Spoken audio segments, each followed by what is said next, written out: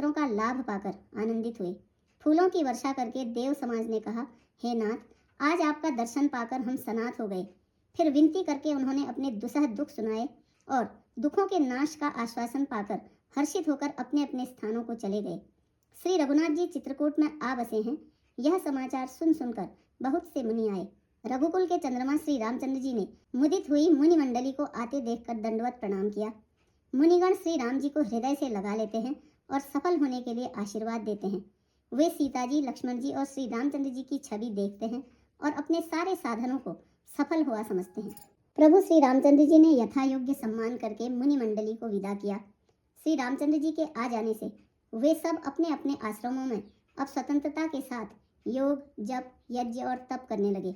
यह श्री रामचंद्र जी के आगमन का समाचार जब कोल भीलों ने पाया तो वे ऐसे हर्षित हुए मानो नौ निधियां उनके घर पर आ गई हों। वे दोनों में कंद मूल फल भर भर कर चले, मानो दरिद्र सोना लूटने चले हों। उनमें से जो दोनों भाइयों को पहले देख चुके थे, उनसे दूसरे लोग रास्ते में जाते हुए पूछते हैं।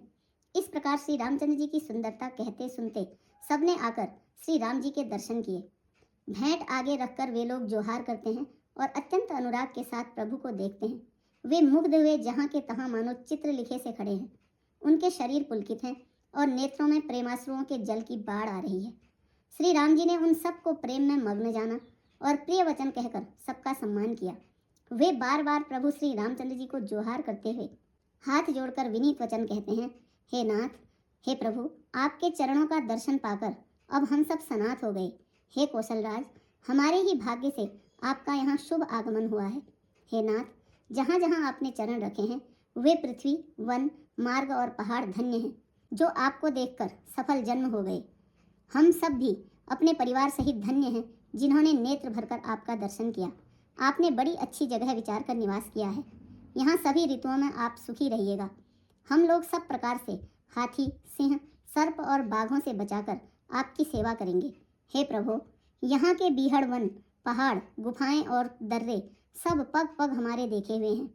हम यहाँ वहाँ उन स्थानों में आपको शिकार खिलाएंगे और तालाब, झरने आदि जलाशयों को दिखाएंगे। हम कुटुंब समेत आपके सेवक हैं। हे नाथ, इसलिए हमें आज्ञा देने में संकोच न कीजिएगा। जो वेदों के वचन और मुनियों के मन को भी अगम है, वे करुणा के धाम प्रभु श्री रामचंद्र जी भीलों के वचन इस तरह सुन रहे हैं जैसे पिता बालकों के वचन सुनता है। जय जय